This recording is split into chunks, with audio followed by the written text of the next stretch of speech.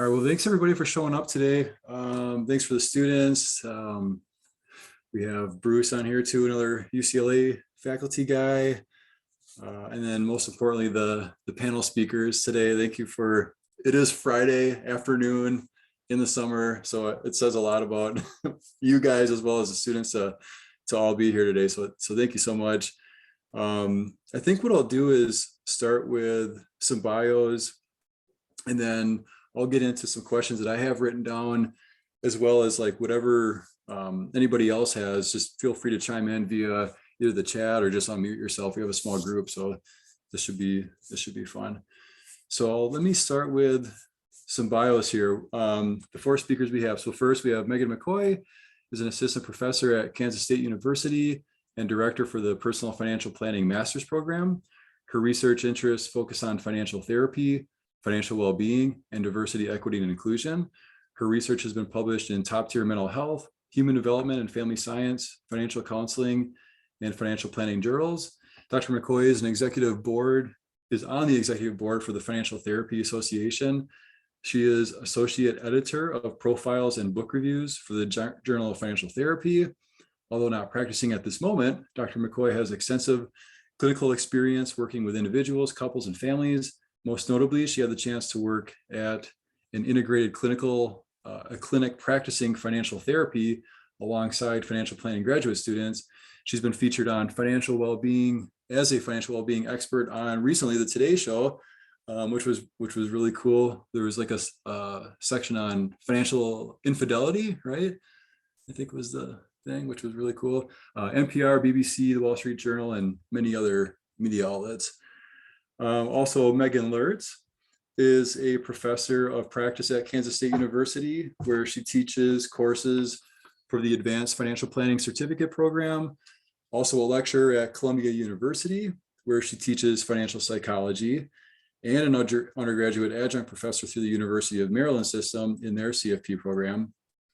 Dr. Lurtz is also a writer and senior research associate with Kitsis.com, a financial planning blog. She's also past president of the Financial Therapy Association. Her research interests vary as she studies both practitioners of financial planning, as well as financial planning and financial therapy practices and interventions. Her research and expertise have been featured in the Journal of Financial Planning, Journal of Consumer Affairs, Financial Planning Review, Wall Street Journal, BBC, $1 Million Roundtable, and New York Magazine. She's also contributed chapters to the CF Board's textbook, Client Psychology, and the new one, The Psychology of Financial Planning.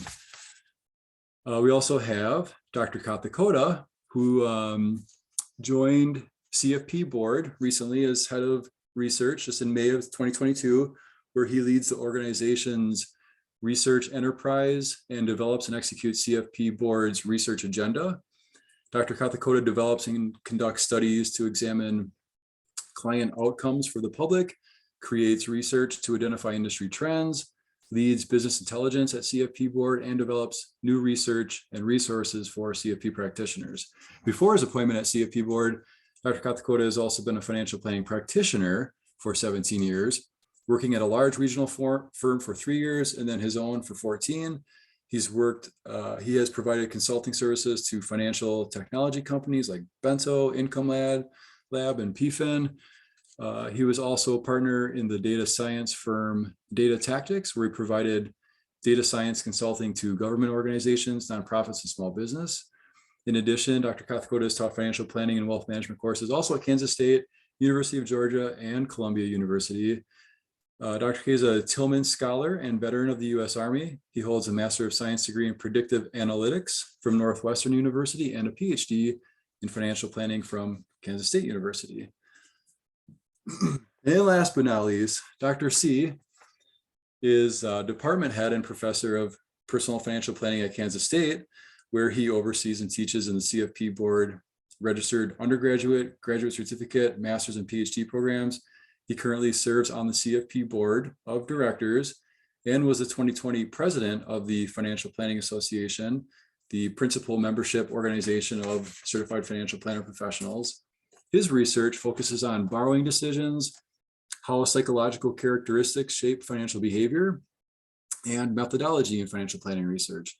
His work has been published in the Financial Planning Review, Journal of Financial Planning, Journal of Behavioral Finance, Journal of Financial Counseling and Planning, Financial Service Review, Journal of Consumer Affairs, Journal of Financial Service Professionals, Journal of Family Economic Issues, and Journal of Financial Therapy, among others.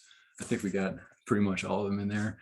His research has been recognized with the 2014, 2017, 2019 FPA Annual Conference Research Paper Awards, the 2016 CFP Board's ACCI Financial Planning Award, and the 2016 Montgomery Warshaw Award, which is awarded by the JFP for the paper that provided the most outstanding contribution to the betterment of the profession. He was recognized as the Distinguished Financial Planning Alumnus Award by the University of Georgia in 2021 and selected as a member of the 2020 Investment News 40 Under 40 class.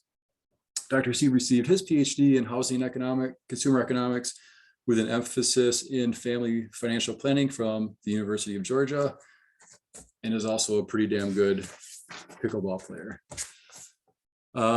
So you all have heard me talk for like 6 hours this week already, the students have. So what I want to do is get the panel members speaking. I thought maybe an interesting thing to start with was just by asking each to maybe share like your own origin or background story of like how you got interested in financial planning and the psychological element. So I don't know if Dr. Lurtz, you're first on my screen if you want to start. Yeah, so I was working at a fintech firm and rebalancing portfolios, and I just would be talking to financial advisors. And I had at the time a background or master's work in psychology, and we would be just talking about why they're rebalancing, and it always had to do with, you know, somebody wrecked a car, or like there was always like some horrible thing that we needed money out of the portfolio to go like fix the horrible thing, and it was usually related to family stuff. And so it was just sort of interesting, just that was always where those conversations went. And you know, everybody always told me, or at least my dad anyway, never thought that my psychology degree would matter. And then, you know, and now I'm at a conference and I'm talking to some actually students at Texas Tech University. And they said, you know, if you like this like psychology and money stuff, you know, then you should call the K-State people. And I did, and I'm here now.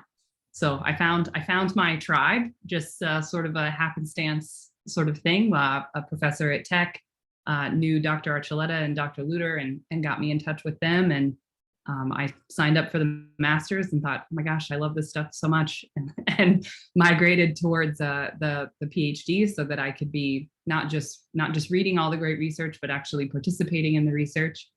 And so it was kind of a, you know, as many stories go, like a wayward path that, you know, just kind of led me to where I am.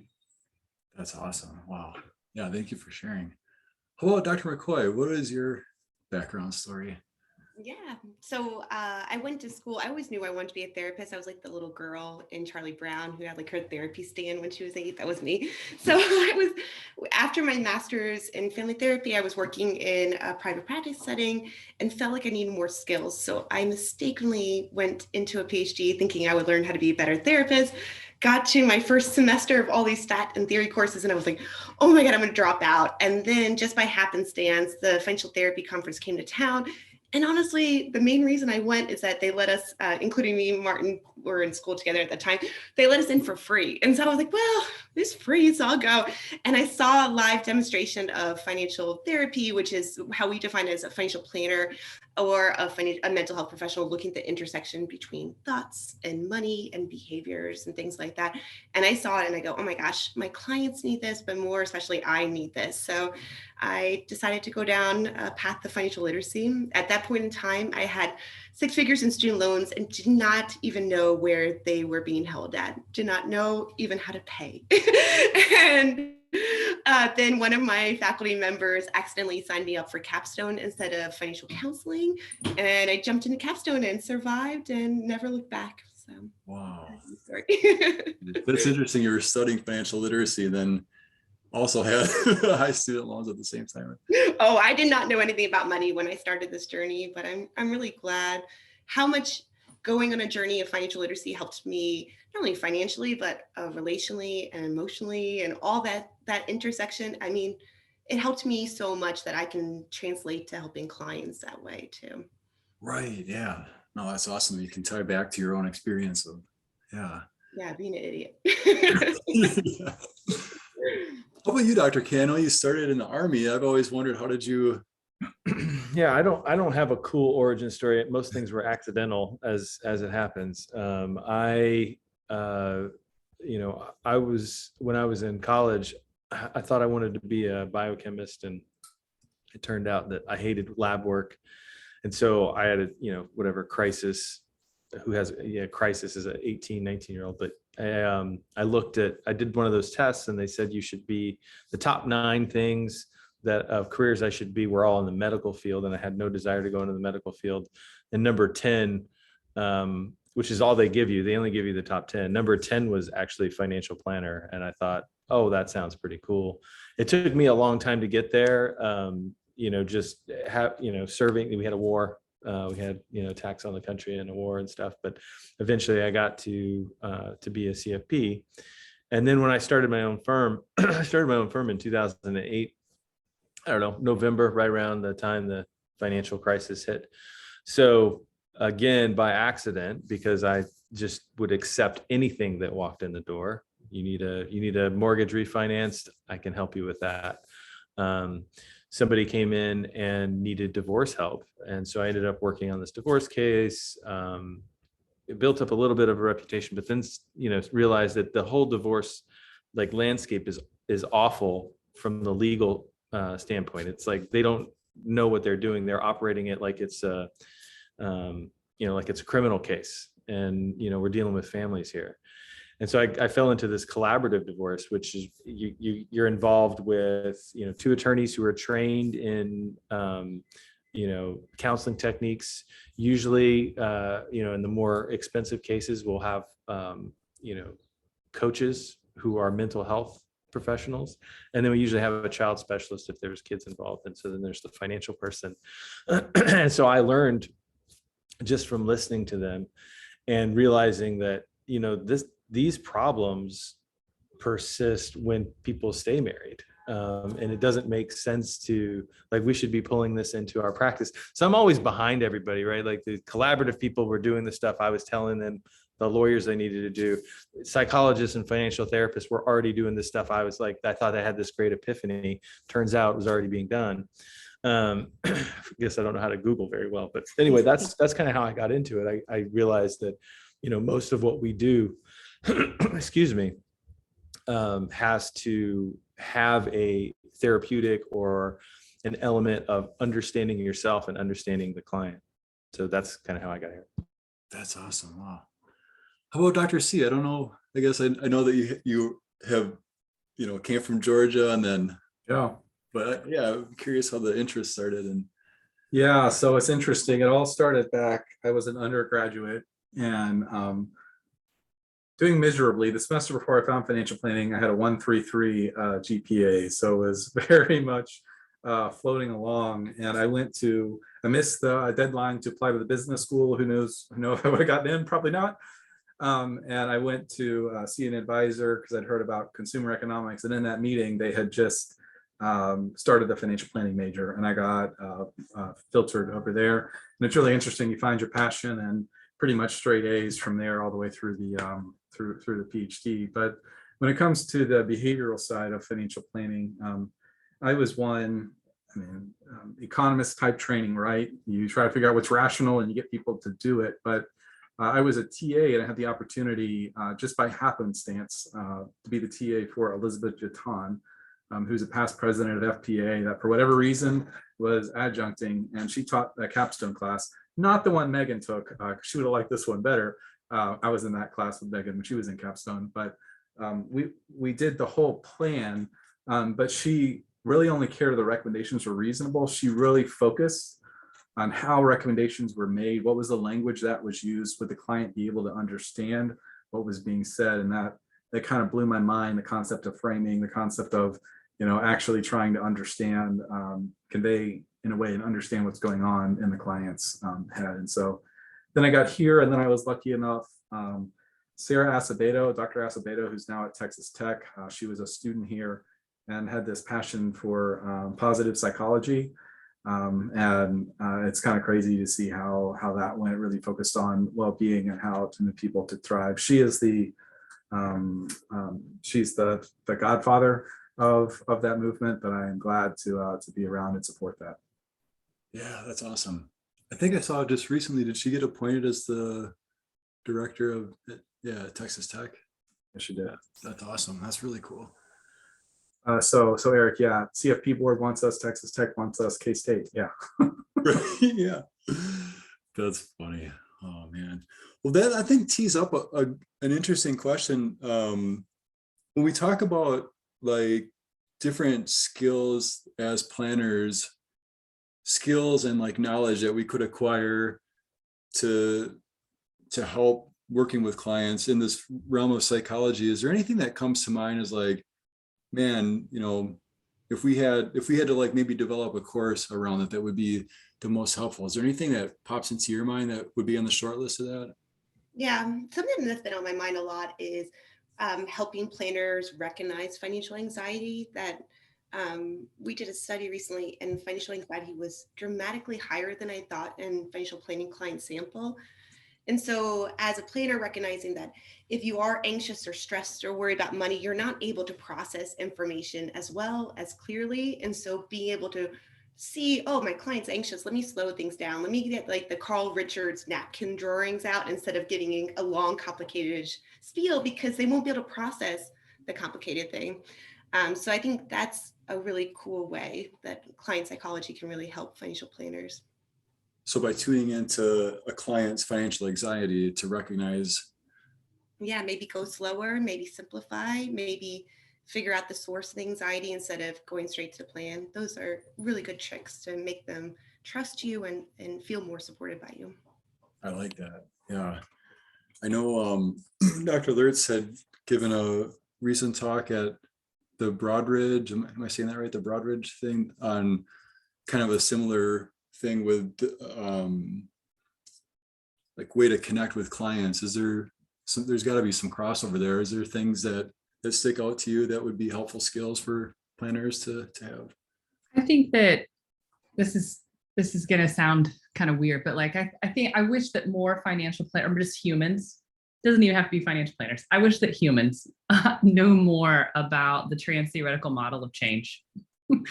Just because once you understand like how people change, that there are different stages to change, that we can recognize when someone's in one stage over another, then this makes our job so, and even just understanding the self, in the process of change, it can make understanding what we need and our patience for people in those different stages, it makes it all make so much more sense, and also gives us something to do. So it's not just understanding where they're at, but sort of what to do about it. And I think that really helps to inform the way that financial planners work with clients, but certainly even like the way that we treat our spouse or our kids or our friends, or your lovely professor treats you. So I think that it's a human condition that we have, that we're changing, and to be able to work with people through that change and transition better, I think is a paramount importance. The other thing, it is kind of related to that, but I wish that we were better at communicating about our communication preferences. Sometimes when I spend a lot of time talking to Dr. McCoy, Dr. Kathikota, and a fair amount of time talking to Dr. Seay, he's my boss. And there are times when I'm like, maybe my kids have been screaming their heads off all day, and I really just need you to like give me the bullet points and then leave me alone. I don't want to have this long conversation with you, and I definitely don't want you to ask me what I think or feel about it. Sometimes I just need the information. And if I'm in that mode, it would be really nice to say, although we don't do this, hey, I'm having this kind of day. This changes my communication preferences in this way. Can you please just abide by that? And so in thinking about that with our clients, like sometimes we see them in shock, like Dr. Kathikota talked about how he does divorce work. People are going through a lot, and how you feel one day, compared to how you feel the next, will certainly change the way that you want to be communicated with. And so within our financial planning practices, just normalizing, asking again and again and again about the way that somebody wants to be communicated with in that meeting, in that moment, during this time. I think that we just sort of think people are who they are, and we are who we are, and that we can't be malleable to that, or that people wouldn't be open to that. But I actually think that that is a really, really powerful, it's a very simple exercise, but an extremely powerful exercise. That's interesting. Because when you first started to say communication methods, I was thinking, is it more, textual versus like a communication method, like pictorial, that kind of thing. But I hadn't thought about like, yeah, that's really interesting. I can see too. It could be that as well. Like, I wish to have this sort of follow up, like call me versus email me, or, I want you to send me stuff ahead of time, not just present stuff at the meeting. Like, I think there's all kinds of ways that we can ask about communication preferences that relate to how we work together. Like, if you don't like it framed as that, it's related to the expectations of the way that we will engage and work together. What are those expectations? What do you expect me to do? What do I expect you to do? How are we going to talk about those things? Providing more structure, and again, and asking again and again, as people sort of change and go through stuff throughout their lives, that asking how they want to be spoken to, what they want to be spoken to about, what follow-up they need. These are really simple things that can have a huge impact on the relationship. Yeah, well, I know you just had a recent article on Kitsis too with, I think the example in there was after maybe a spouse passes away, and now you're sort of reestablishing the. Mm-hmm. Yeah, well, there's just that scary statistic out there that's like 80% of widowed clients leave their advisor in 2 years. And I believe that statistic, but I don't really believe or fully take in the reason for that.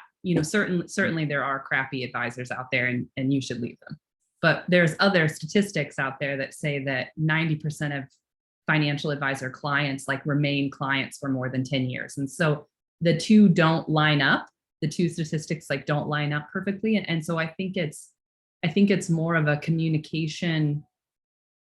I think it's more of a communication issue, and the newly widowed client or newly divorced client, or, that client that's in some sort of transition, not necessarily realizing that they're in as much of a transition as they are. And really the best way to stay connected to them during that time, or another way to stay connected to them during that time. Because with the widow example, we usually just say, well, you shouldn't do anything for a year. Well, if they're your client, what are you doing in that year? That's not super helpful advice. We're just like, oh, I don't want them to cry, so I'll just not bring them in. That's not, no wonder they leave. So I think that there's just another way to look at that issue instead of acting like it's something that we can't correct. I think we can. Right, I like that. And the same thing that made me think when you were talking about the TTM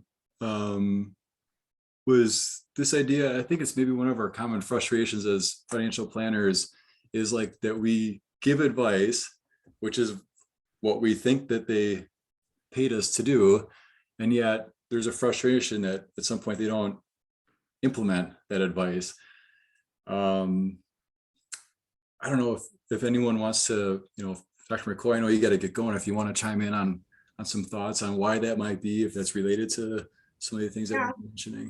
There's a great line in the book, Facilitating Financial Health, that talks about how there's no such thing as resistance, that when clients are exhibiting resistance behaviors, it's usually our fault that we are not recognizing the function the current behavior is serving, or we are going too fast, so we're not providing enough scaffolding to support them. I remember one time I was sitting with a financial planner with a client, and they asked for something super straightforward. I want to say they're I don't know, last month of their bank account statement or whatever.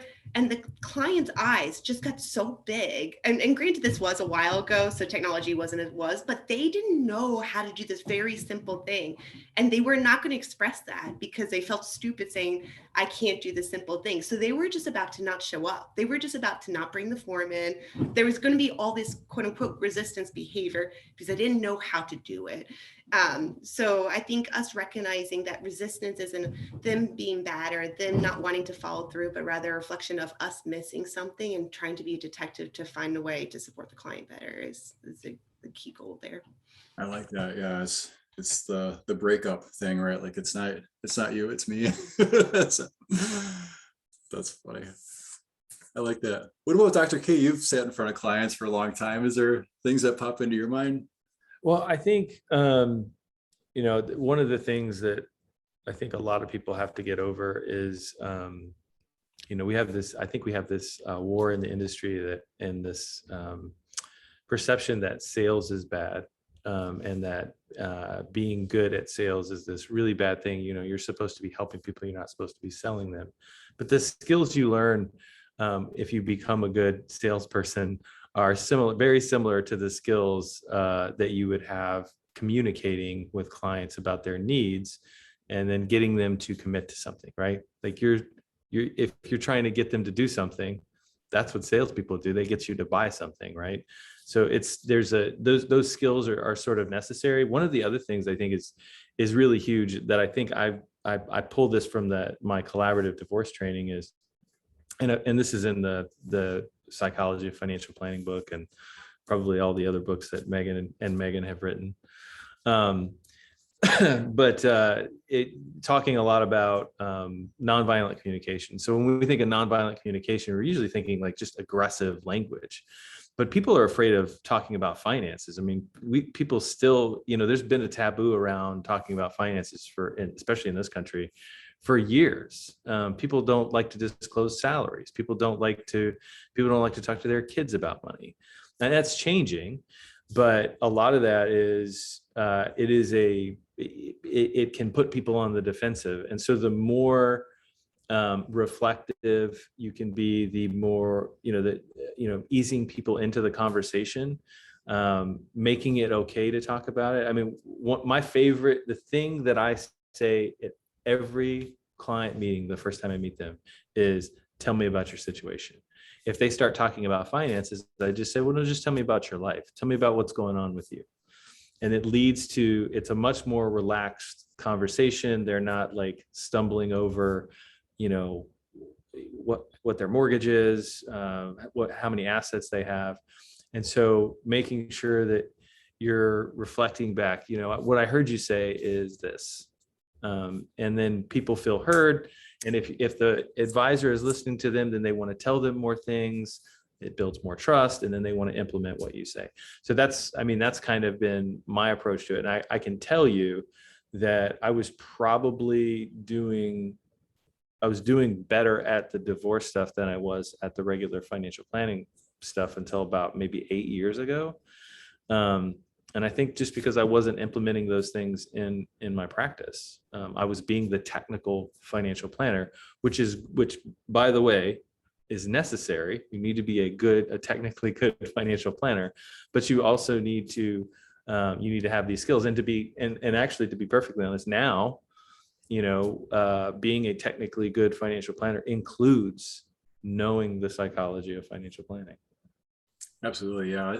It was exciting to see this book come out and, know that it's implemented into the course material. One of the reasons that this whole call came about is that because we're in this accelerated program, we had to skip that chapter, which was like driving me crazy.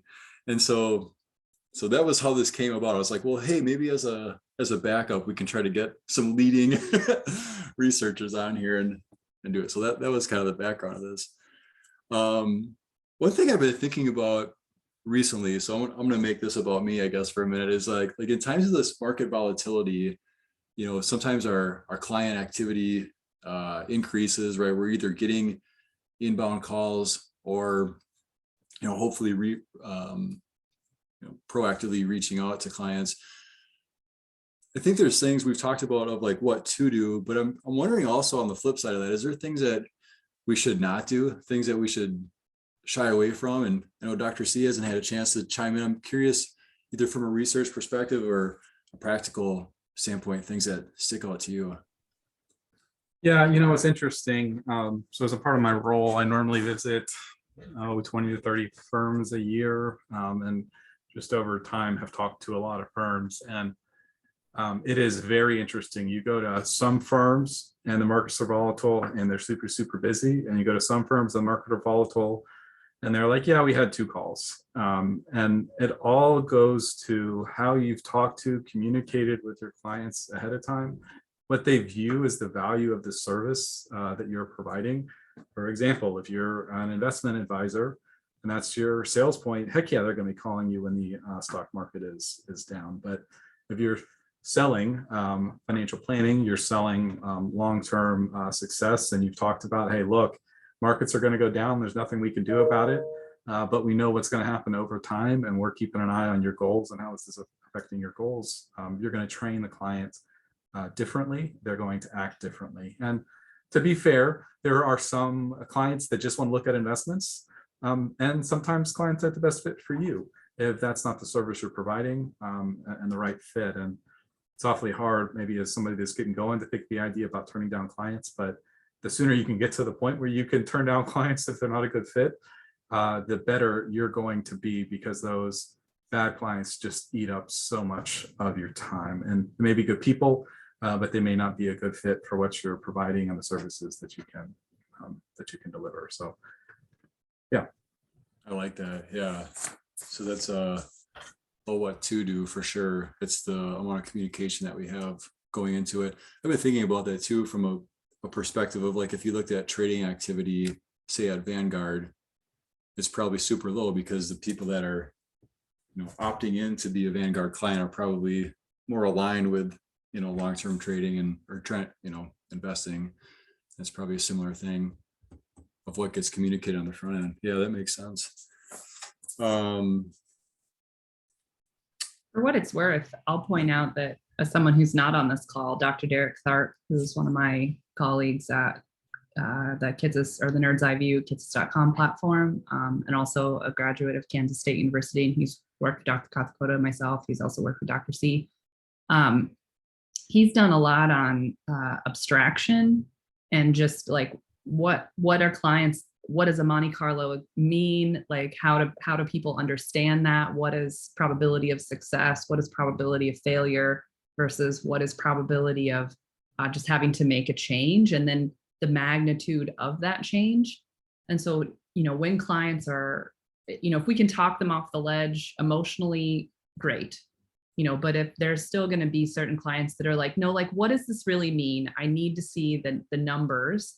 I think some of his recent work is really, really interesting and super informative in that space. I can link to the article that I'm talking about if anybody's interested in that. But I personally just thought it was really, really brilliant work. And I'm not nearly as smart as Derek, so you guys can read it. That's awesome. Thank you for sharing that. Yeah. Mhm. Yeah, that's awesome.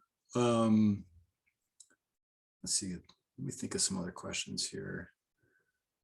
Well, one thing I guess that I had wanted to ask about as well is, so, we talked a lot about psychology and how it's related to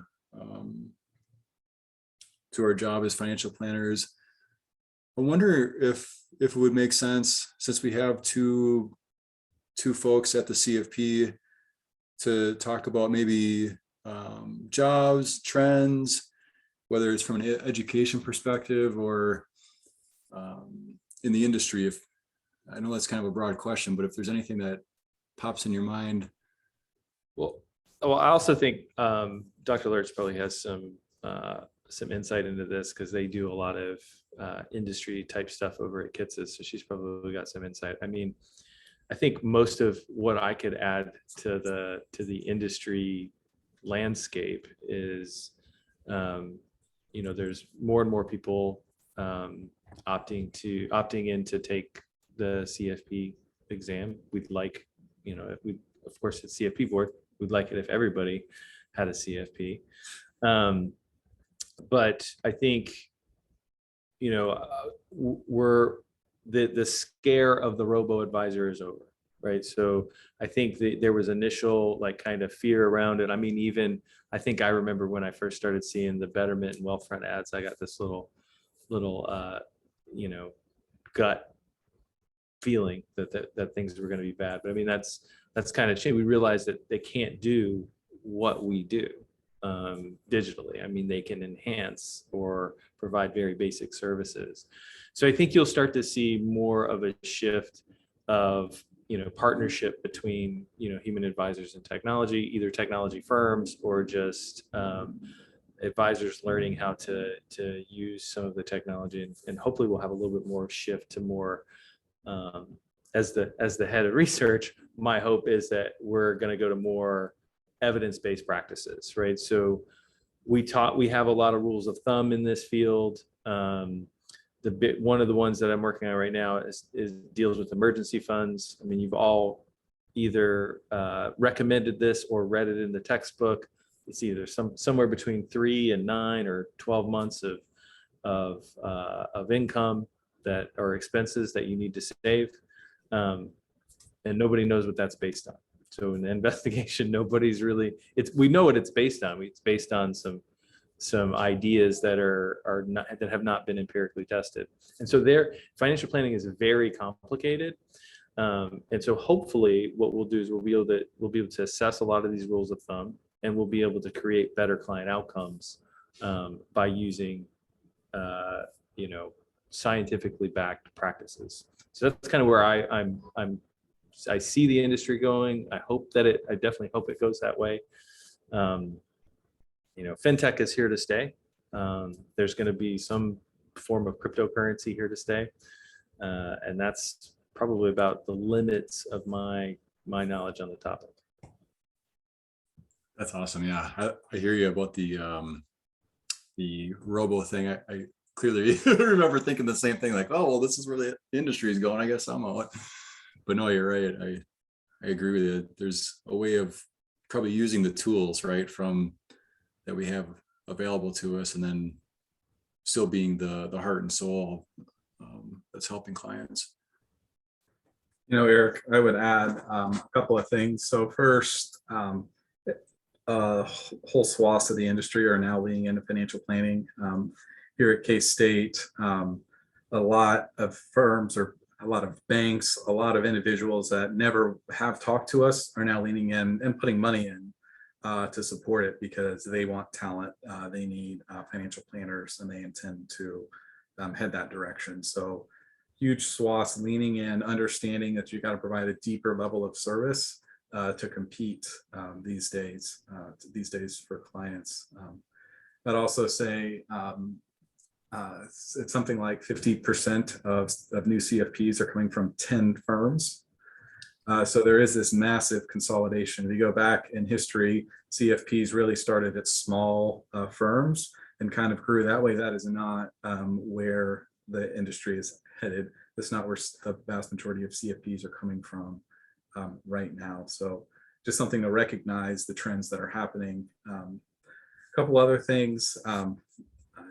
Look, if you're selling investment advice, you're going to lose, because you can go to Vanguard for 20 or 30 basis points and get it. It's going to be really hard to compete and provide a value proposition at that level. So you have to have something deeper. I think it's been said, you have to have the technical expertise, but eventually I think computers are going to get a lot of that technical expertise for you, and we rely on it. And advisors in the future are going to be valued for the way that they actually get their clients to follow through on advice, the way they make them feel comfortable, and the amount of service that the clients feel that they are providing within that context. So it's gonna be interesting, but there are jobs everywhere. I get emails constantly about people looking. So it's a good time to be in the industry, but it is changing rapidly. Is there a way that, like, so you have your ear to the ground? I mean, all three of you do. What about to just like sort of the, busy professional advisor? Is there ways that you think that we could try to stay in touch with what's going on and trends and things like that? I think it's what Lurtz does. That's what I try to do. So, I mean, I think that joining a professional network of some kind, like whether you join your local FPA and attend the national FPA, whether you join NAPFA, like I'll give a plug to Nerd's Eye View blog. We're always doing cool stuff. And so just, like now the world is kind of opened back up again, to actually be with, actually all of us, like myself, Dr. McCoy, Mike, or Dr. Kathikota to a certain extent, and Dr. Seay as well, all kind of shared totally different origin stories, but origin story in the sense that, the connecting theme is that we sort of like found our tribe. We all sort of found through one way or another these pockets of people that were really into this intersection of financial psychology or finance and psychology.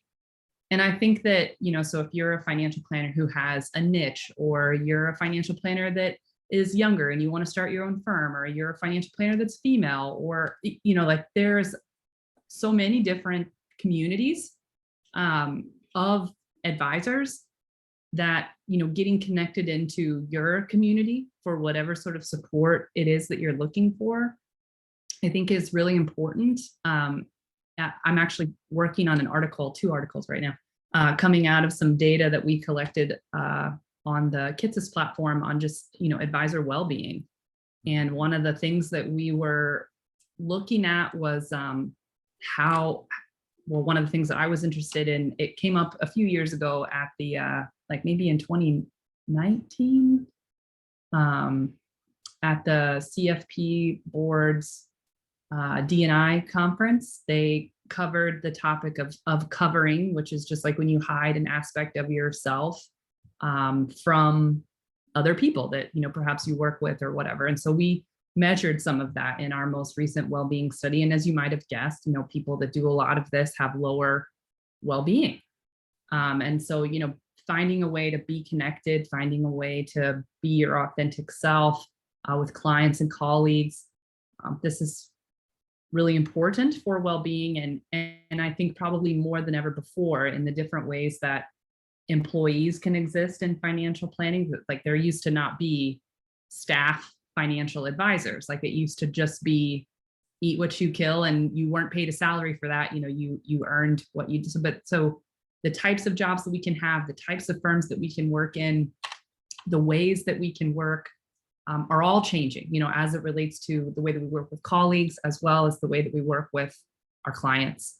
And so, FINRA for the past couple of years has released data that says like 8%, 8% of it, there's like an influx of 8% of advisors, but at the same time, there's 9% on their way out. And for the past 2 or 3 years, this has been consistent where the number of advisors entering the firm is lower than the number of advisors exiting the firm.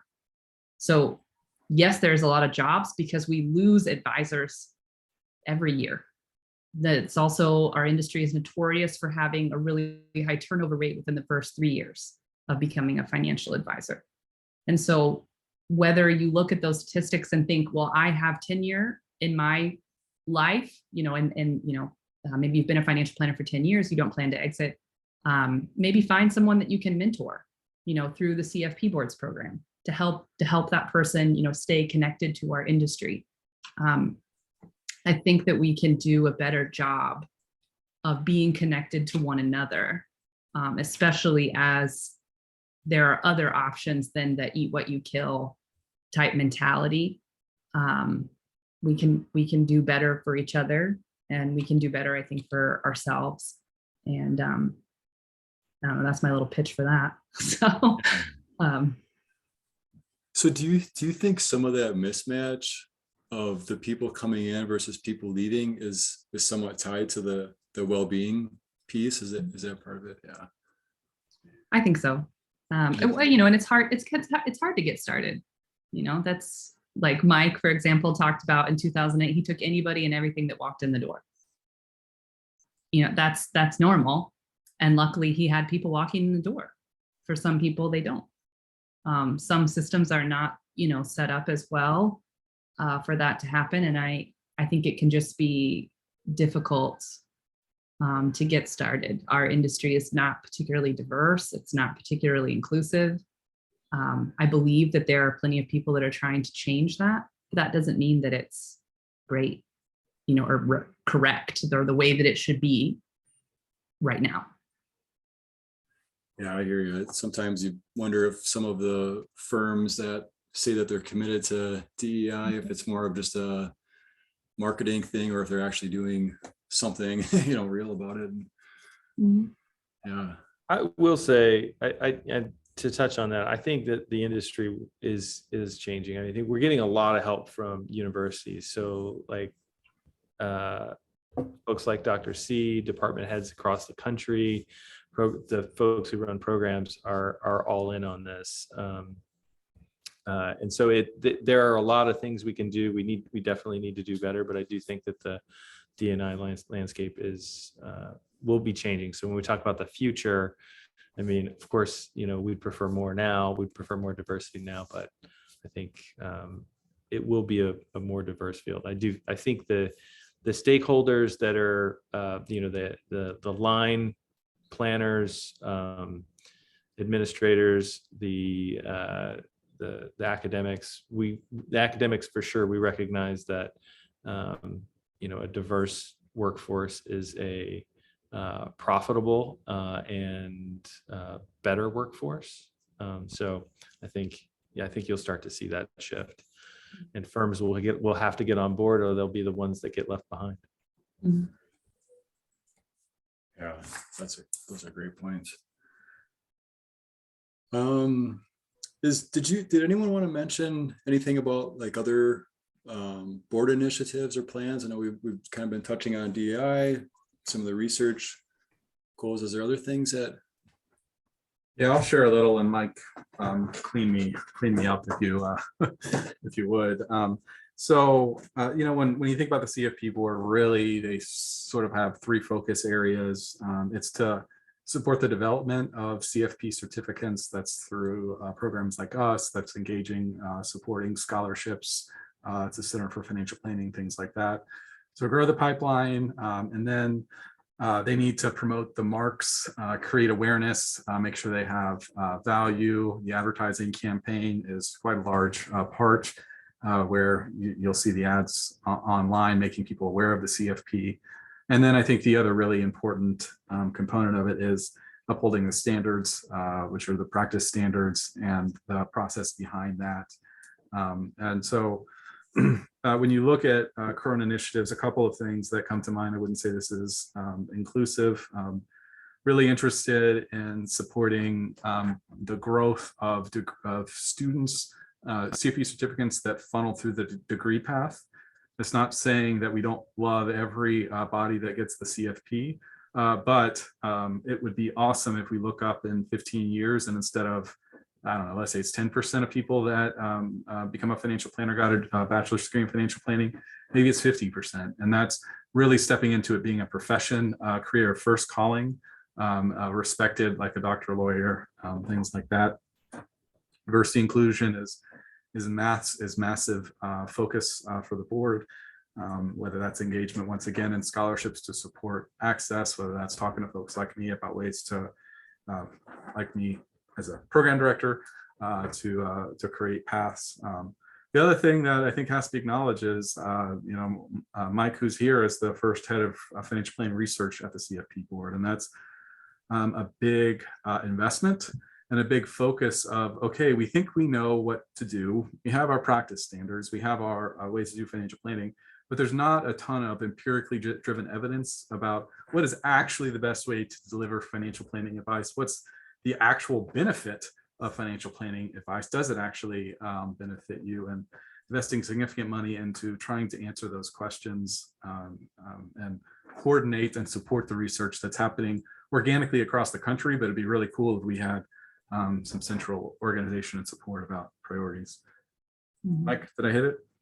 Yeah, I think, I mean, I want to kind of touch back on like the growth of the profession and what you were talking about as far as like, trying to get more financial planners with degrees. I mean, for sure, bachelor's degrees, but even, to people to enhance their expertise and getting master's degrees. That's why we have these master's degrees programs. And then, I'm all for more researchers, more PhD graduates, more PhD programs. But to even go a little bit further back, the board is really interested in making sure that the pipeline is strong from an early age. So we're not just focusing on, hey, when people get to college. So there are initiatives that are in place and that are currently providing a lot of really good data to help us figure out, how we can create a stronger pipeline, getting people into this profession. Some people aren't even aware that it's a profession. One of the issues with our industry is that we do a really good, or there's a really good public awareness of the bad actors, right? So FINRA has their website. There's going to be news about bad actors. There's seldom, and I don't say never because I'm sure it happens, but there is seldom an article that is celebrated about how great a job a financial planner did, how they may have saved somebody's, financial future. So we don't get the good publicity, so we get the bad publicity. So that's what people see, and that's what kids see, that's what their parents see. And so we've kind of got to make it, that we got to show everybody that 99% of financial planners are probably good people and they're trying to do the right thing. And the more people that we can get to adhere to CODA standards, to take a CFP exam, to get a degree in financial planning, so that we can, that they can have confidence and trust that the process to get this, to be a financial planner is good. So I think that's one of the things I think is a really big focus of the board, that I don't think it's not going to be talked about as much, but it's very important. We definitely need that. Obviously I am biased towards the research. I do think that it's huge. I think there are a lot of folks in the academic community probably been thinking for years, like, hey, why aren't they doing this? They need to do something like this. And so I think, it's, as somebody who has practiced, and as a researcher, my goal is to make sure that any research that we are doing, either at the board level or at wonderful institutions like yours, like K-State, that the research is being translated in a way to practice that practitioners can use it so that it's useful. Too many professions will, write a bunch of proof-based papers that are great for other researchers to read, but they don't really help practitioners. So, my goal is to make sure that it's something that can be useful in a practitioner setting, that we're getting that to you, that we're getting that to people. So that's kind of on the research side. And then, just making sure that we're doing the things that make the CFP, a burnished image. The CFP board is a consumer advocate organization, right? It's to protect the consumer. And so the process to get the CFP needs to be rigorous. The people need to be well trained. And so that's a very serious it's a very serious mandate. And so we want to make sure that we're doing that. So we're really very much focused on that.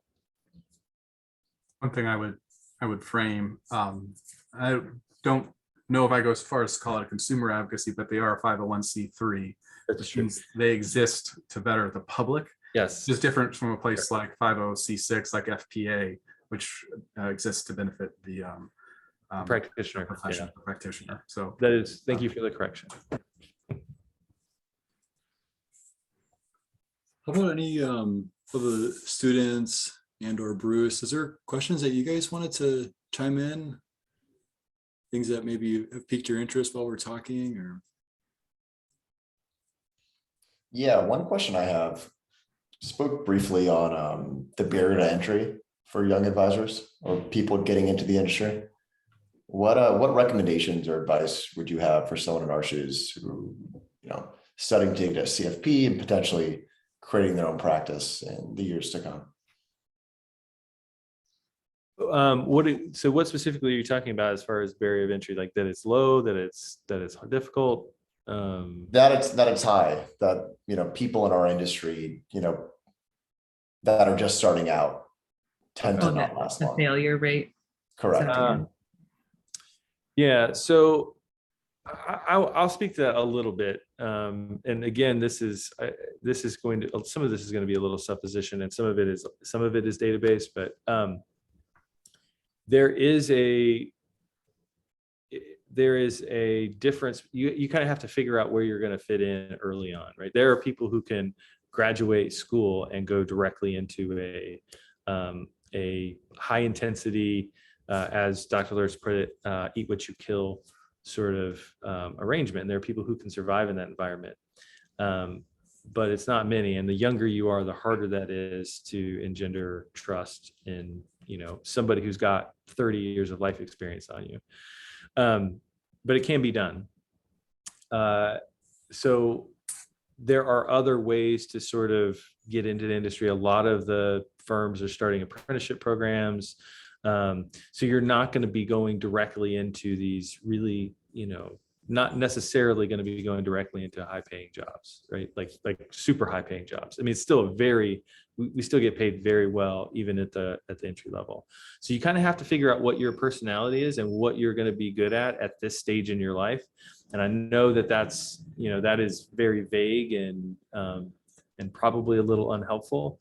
But, I will say anecdotally from personal experience that being thrown into the fire was useful to me. I think it is probably not for everybody. So you just have to be cognizant of what's going to be a good fit for you at this stage in your life. So Mike, let me give you some framing from our perspective. So our bachelor students, median starting salary is 52. Of course, we're in Kansas. We're not out in California with the costs that exist there. No problem at all getting a job. But firms are either going to hire you for your ability to sell, and that is you go out and you have to build clients, and the income potential, if you can hit it, is massive, but you're also not going to have much minimum support or minimum income. A lot of our firms, most of our students, about 95% of our students are going to firms where they are immediately valuing them for their technical expertise, the ability to sit for the CFP exam, and the potential to sell. And sell doesn't necessarily mean they go out and build their own book. That does mean you can take care of clients once they're there. And usually what we're seeing is folks are transitioning financial planning to sort of a client advisor for clients that are already at the firm, to then eventually the sales role. And you just got to understand your personality and firm. But we were just in LA, took our PhD students around and visited 6 or 7 firms, and they all were screaming for talent. So you won't have a problem finding a job. You just got to make sure it's the right job for you at the right time. Yeah, I think, and I think that's the kind of the disconnect. I mean, Dr. Lurtz mentioned that there's more outflows than there are inflows. So they're looking for people. The barriers are, I think it sounds to me like what you're saying is the barriers to being a mature advisor are high. And that's, that's just kind of the way it is almost anywhere. There are jobs in this field for sure that will help you figure out where you need to be. I can't fully say that what I'm about to say next is fully database, but here's just some things to think about. You can work for an RIA, which maybe starting out, you'll be more of like an employee, you'll be paid something, probably a livable salary for wherever you are. And maybe you do that for a couple of years, and then, you're hired like as an associate or a client service type person. But that's fine. You need to learn how to work in an office anyway. You need to learn how, to use financial planning software, because you don't get to use that typically in your undergrads or even in some master's programs. And so it's okay to just start somewhere and learn the profession, like learn how it works. What are all the pieces of paperwork? What are these things? And you can do that in an RIA. You can do that at a hybrid, but like where it's IRA or an RIA and a broker dealer together. There's also independent broker dealers. There's you can work at a bank. You can work at a trust company. There's others. Even beyond that. So just the landscape of different places you can be a financial advisor look different, like we're with the CFP board and a lot of what I do with Michael, everybody is kind of like RIAs are the place to be. But as both the gentlemen have said, that may not fit your personality, but it might be great for your personality. The other side of that is because there are so many different things that you can do. If you start doing something and decide this sucks, realize that that's just one job within the financial industry, that there are actually many different ways to stay a part of the financial industry, and that changing jobs is absolutely something that you can do. And with even just that little bit of experience, you become more, they want you more. So I certainly like go somewhere, get started. And if you don't like it, know that you can go somewhere else. I feel like a lot of people leave because they're just like, the financial industry is horrible because of this one job that I had. And that's not true. So it's get in there, get started, learn some things, try to figure out, what makes me happy about my job, what doesn't, and try to do more of the thing that makes you happy in the next role that you take. And it may require, going to a few different firms. It may require working in sort of a few different silos within the industry. And that's okay to explore that. You'll eventually land in a place where you're comfortable, or the opposite will happen. You'll just be like, I love doing this work. I love the clients that I work with. I really don't want to have anybody be my boss. And then there are platforms that, Garrett Financial, XY Planning Network. There's another one that is really big as well, where those platforms are really all about helping an individual who wants to have their own practice to do that thing, which, is more available now than ever before. So I really encourage, young advisors to explore what it means to be an advisor and the way that you work with clients and the way that you work with colleagues. And, when you think you're ready to make the jump, if you ever need to feel the need to make the jump, again, there's nothing wrong with being an employee and liking your job, just as it is. If you want to make the jump to being an owner or, at the executive level and inside of a larger firm, that's also possible.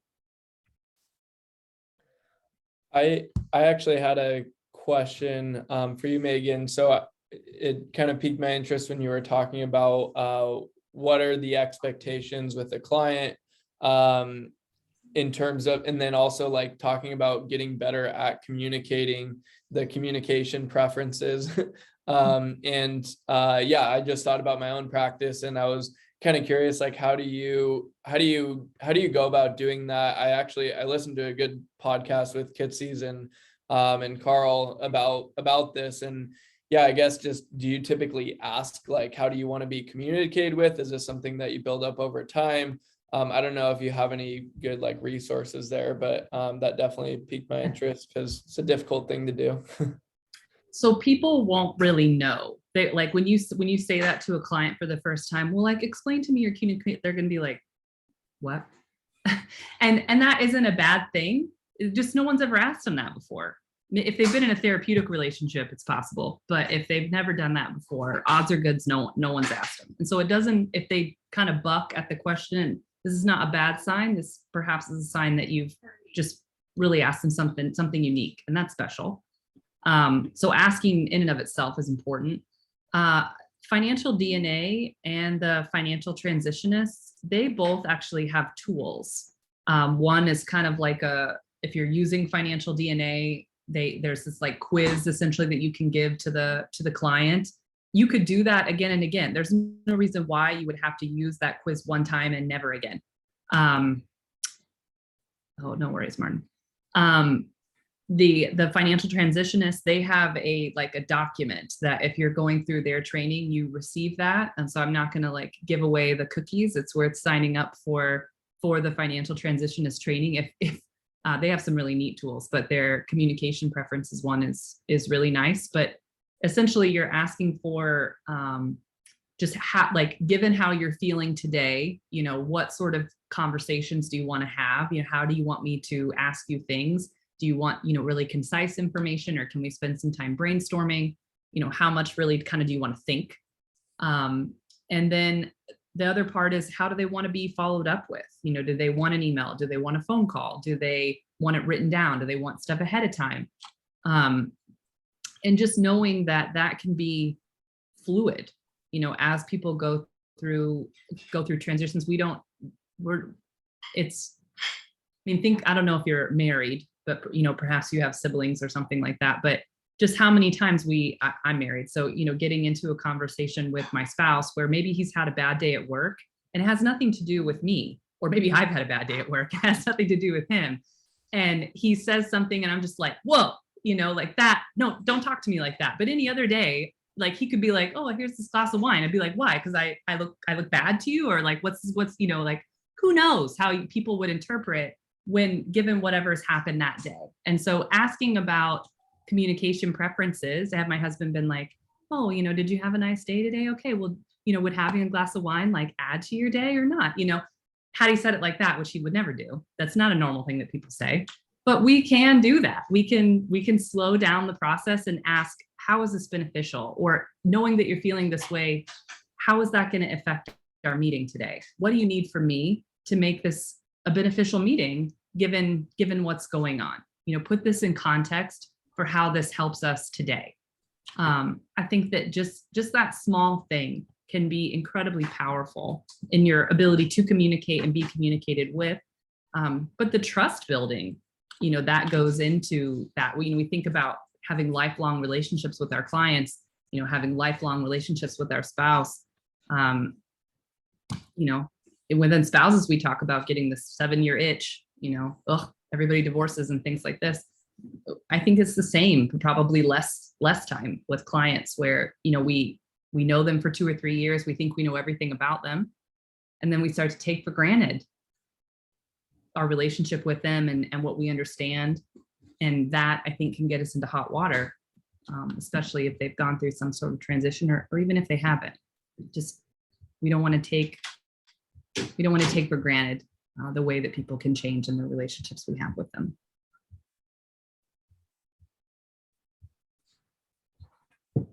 We have time maybe for 1 or 2 more questions. Does anybody else? I have a quick question. What bank department is a good fit for financial planners to work? Banks hire financial planners for different things. I mean, I have seen them in like private client relationships. I've seen them even, sometimes they even get hired. Sometimes financial planners even get hired as like within the local level, they're almost hired as like educators or financial counselors.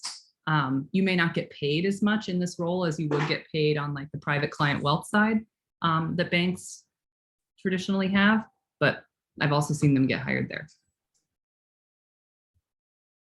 So private wealth and also educator type roles.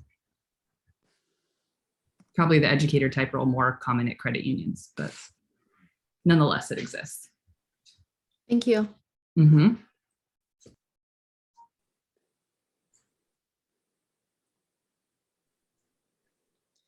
I have 2 questions actually. Would you be able to speak to the way the industry is going as far as whether there's going to be growth in fee only or fee based registered investment advisory firms? And my other question is, what do you think is like a good average number of clients per planner relationship? I'll take first crack, I guess. So I can tell you CFP board is fee agnostic. We don't really care how people charge their fees. We expect every CFP professional to be ethical and to act in a fiduciary manner. So as far as we're concerned, the fee doesn't matter. There are different conflicts to manage in different fee structures. So, and we expect the planners to manage those. So as far as growth, I do think you've got a couple of issues here. One is you've got a shift into the assets under management space, but you've also got a disconnect between what we're teaching what we're telling people to do financial planner wise and what they're actually getting paid on, right? So if you're getting paid on an assets under management fee, the idea is that you're managing investments. And so you've got the financial planner realm who's saying, we do all of these things. We're doing financial psychology, we're doing estate planning, we're doing tax planning, we're doing retirement planning. It's not just about investments. The state securities boards who regulate registered investment advisors have taken to an approach more recently where they still are very much in favor of the assets under management model, keeping in mind that their focus is protecting the investor public and not necessarily the planner client public, right? So they're not, so you've got some disconnects here. I think that there are going to be more and more folks who want to do hourly flat fee type planning. But I can tell you for sure that there is pushback in the regulatory environment. For example, Colorado, you can no longer charge hourly or flat fees. And there are several states that have limited the amount per hour that you can charge, and then the maximum amount you can charge for planning fees. And I can tell also as an investment advisor who was audited recently, I can tell you they don't understand it. They don't understand hourly fees, flat fees. They just don't get it. So I think you'll start to see, more of a shift from commission into AUM. And depending on what happens in the regulatory, the SEC doesn't care, it turns out, but like the state organizations do, and everybody's got to be beholden to the states that they operate in. So it's going to be pretty complex. On your question about how many clients should you have, my thought is each advisor should have no more than, did you just say 150? My advice is no more than 100. And then some of that's going to depend on what you want your life to look like. If you want to be talking to people all the time, 150 or more, I'd say. But I think when you start creeping up to the 150, it's time to add another planner. It's time to add additional staff. I think I would say 100. Ideally, 10 clients with a lot of who pay you a lot of money. Yeah. But I only point to 150 because there was a study. I didn't write about it. It was actually Michael Kitces that wrote about it. But it's called Dunbar's number, and he was an anthropologist or something like that, and he studied a bunch of different people and things that anthropologists study, and he figured out that really you can only maintain about 150 close relationships. That's kind of all that we are physically capable of doing. So I would say max, as Dr. Kathikota was saying, if you're getting above 150, hire another advisor. You're just not going to be able to give to them and beyond sort of that number, then you're going to be spread too thin. So I don't imagine that to be enjoyable for you any more than it is enjoyable for them. I definitely am on the train where you have 50 or 100, clients that you really love. You have, a good quality of life, and you really enjoy your work. Again, if we're committed to being with our clients for life, to be with 100, let alone 150 or 200 people, and 25% of them you just think suck. That's 25% of the way you spend your time. That sounds pretty crappy. So I think just being mindful of what our human capacity is, and all the things that the whole preface of this call was client psychology and the client advisor relationship and the psychology of that relationship. We want to have healthy relationships with our clients and be able to give to them. And when we're spread too thin, that's just not possible. And then to the point about fees, for the past, every 2 years, we've done a study at the Kitces platform called How Financial Planners Do Financial Planning. And we do ask about fees. And to Dr. Kathikota's point, even though there are a lot more planners that talk about, well, I have a retainer or I do hourly, or, it is regulated by the state in many cases. And we do see a lot more people talking about it, but in the data, AUM is still king. Like a lot of people talk about it, but very few people have actually made that jump, or we haven't seen, like, at least in the past, let's see, 4 to 6 years that we've been doing, 4 years that we've been doing that study. There hasn't been any, like, oh, all of a sudden, like, retainers just spiked, that there hasn't been any of that. So, and to an extent, like the AUM model, there's problems with all models. There's problems with all models. No particular fee model is without issue. And so perhaps this is just the best of what we have right now, and it's not broken. It has certain psychological benefits in working with clients, and that not every client loves it when their retainer is due. Not every client wants to see, even though they haven't talked to you in 2 months, you're certainly billing them a couple $100 every month. So there's psychological trade-offs that we have with the models that we haven't really talked about, let alone the regulatory bodies coming down on different models. And so, how that all shakes out in the end, I have no idea. But those are things to consider. With anything, there's trade-offs. So. Thank you. I know Daniel asked a question about CFP designation helping with product, service, and differentiation. It's what I would say is it's not expected yet, but more and more preference. So the board actually tracks this. They track awareness and then preference. So awareness is, have you heard of it? And then preference, of course, is, if you had a choice between a CFP and non-CFP. The preferences continue to go up. When I first started, nobody cared. I would say, the last 3 years or so, I would get inquiries and people would ask, are you a CFP? So a CFP professional.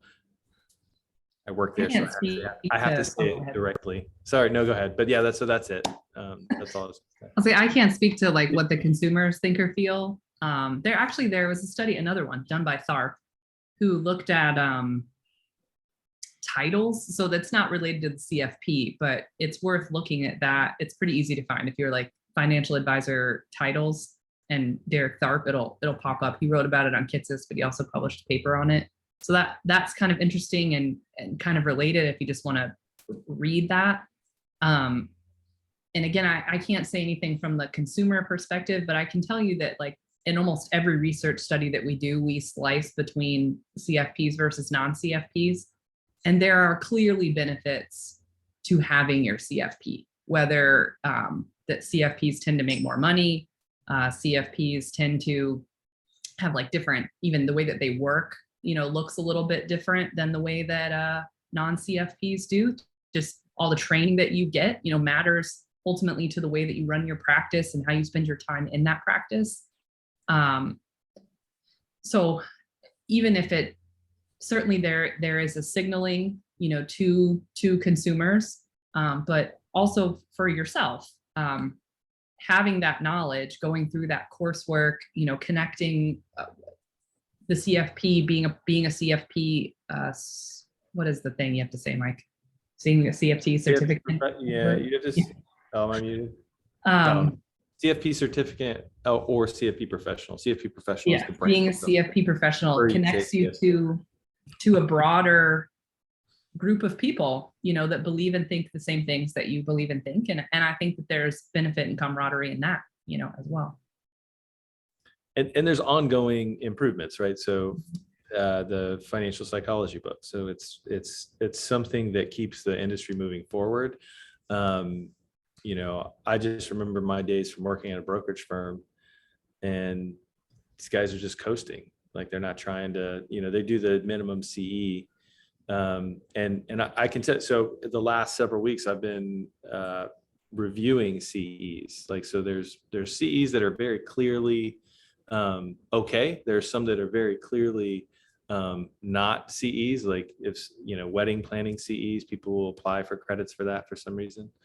But then there's some borderline stuff. And I can tell you it's taken very seriously. It's a committee of 3 people every week with a CFP on it, deciding whether or not it's something that is worth CFP's learning. It's not just some fly by night thing. So that sort of thing, making sure that people are keeping sharp is important.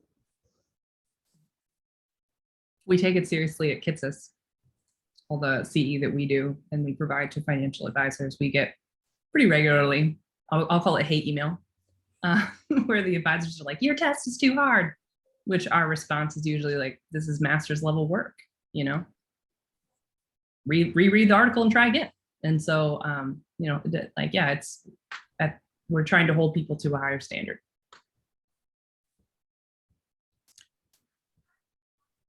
This has been great, guys. It lasted longer than what I expected. And like I started with, it's a Friday afternoon in summer. I can't thank you, the speakers, enough for coming and sharing not only your time, but your expertise. This has been awesome. I have personally, I think I have like 3 pages of notes from everything that you guys had talked about. And I'm sure that the students will be equally excited about this. So thank you so much. I think what I'll do is when I post this on Canvas, I'll share all of the speakers' contact information, just so in case I can still lead it after we do the Zoom here. Awesome. There's Dr. Lurtz is here. So thank you everybody so much for being on here. This has been so much fun for me. Hopefully you had a great time too. And I'll leave it there. Thank you. Thank you. Thank you so much. Thank you.